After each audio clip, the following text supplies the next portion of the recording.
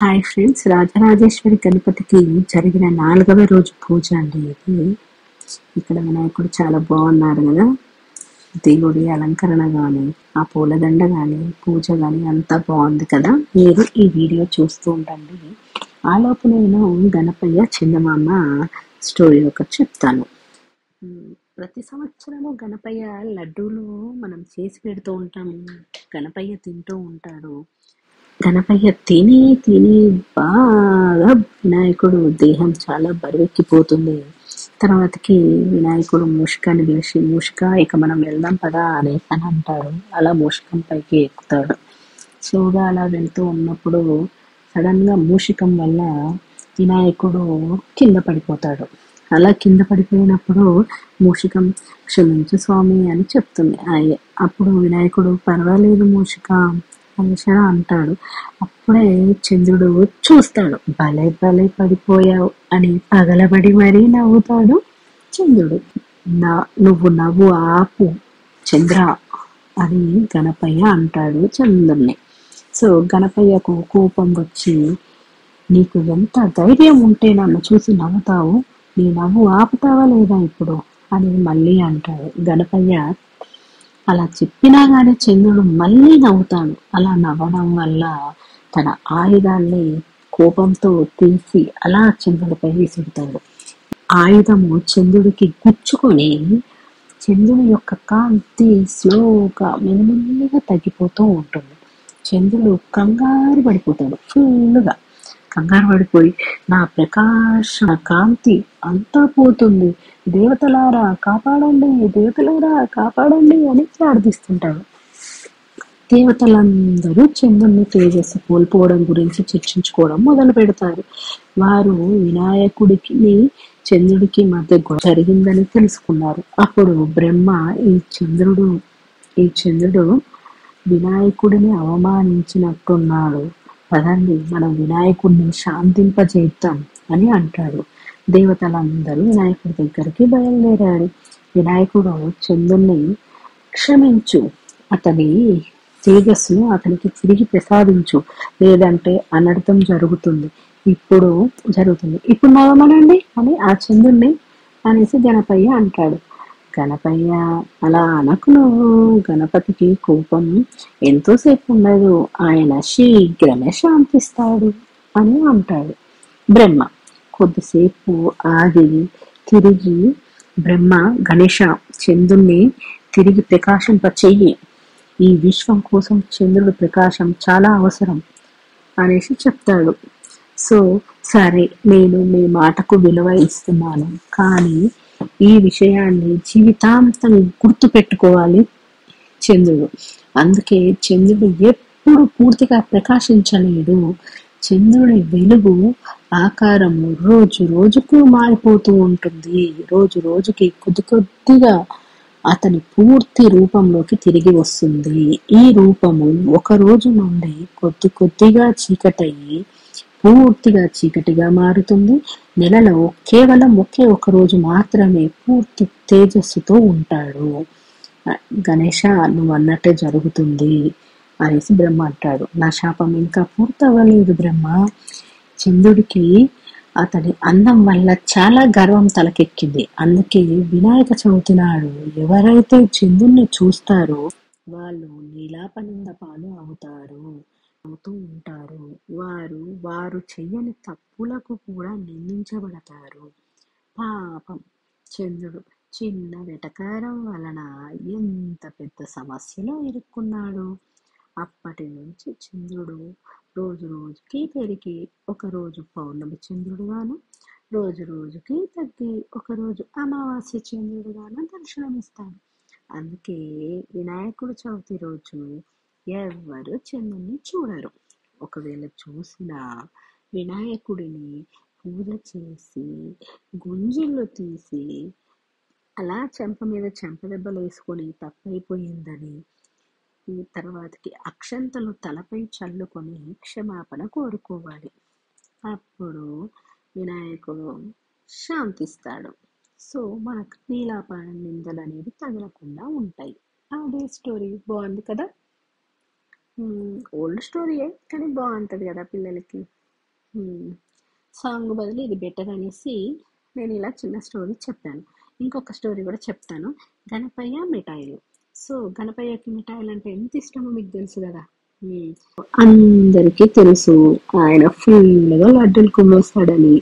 So ఒకరోజు గణపయ్య అటు ఇటు తిరుగుతుంటారనమాట.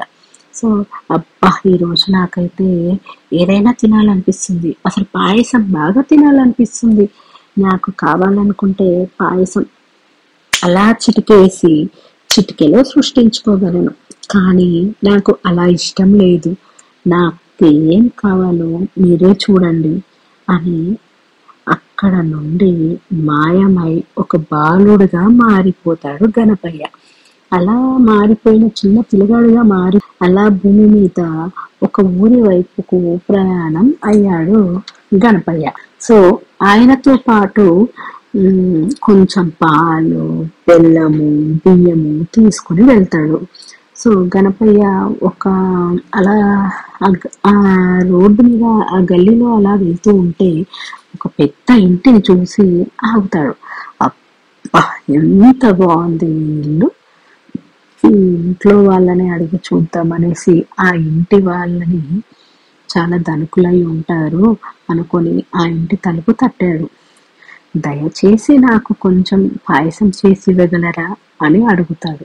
ఎవరు నువ్వు, నీకోసం నేను పాయసం చేయడం ఏంటి, అసలు నేనెందుకు చేయాలి అనేసి అనుకుంటుంది ఆవిడ. సరే ఇక బయటికి నడు నువ్వు అని గట్టిగా కసురుకుంటుంది ఆ ఇంటావిడ. గణపయ్య వేరొక ఇంటి వైపు కదిలాడు. అలా ఇంకొంచెం దూరం పోయి ఇంకో ఇంటి తలుపు తట్టి నా కోసం కొద్దిగా పాయసం చేసి ఇవ్వగలరా అని అడుగుతాడు.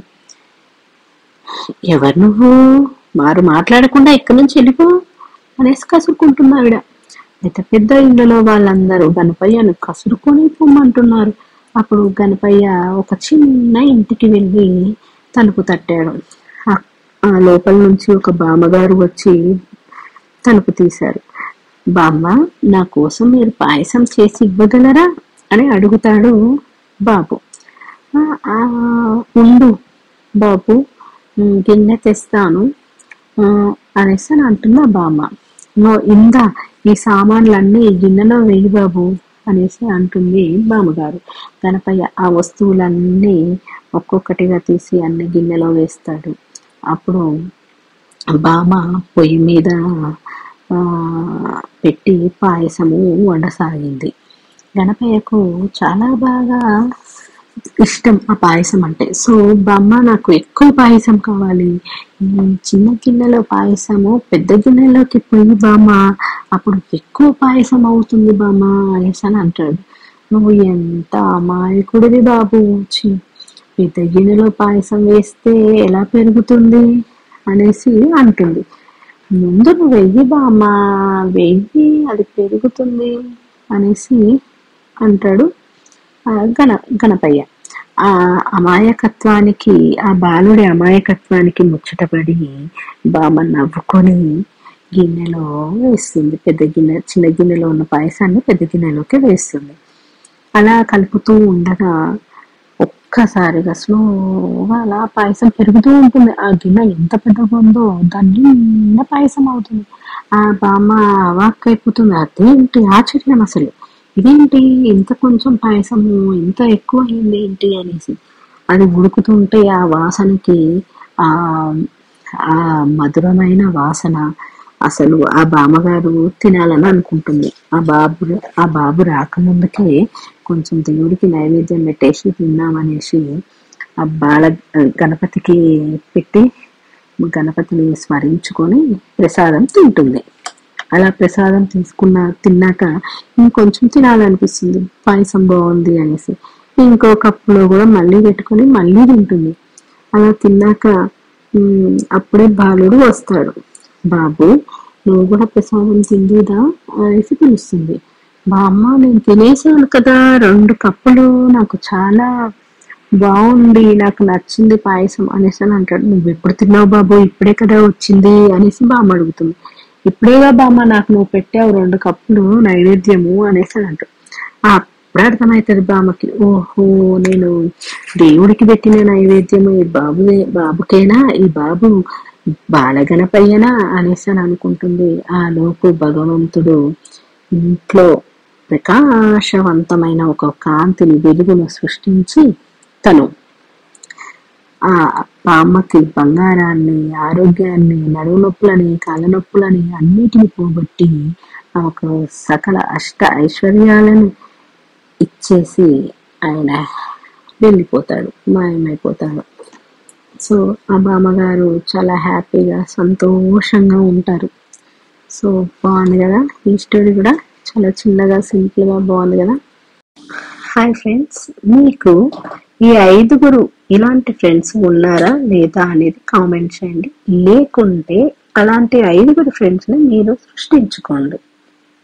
ఓకేనా? బాయ్ అండి. Please like, share, subscribe. Bye bye.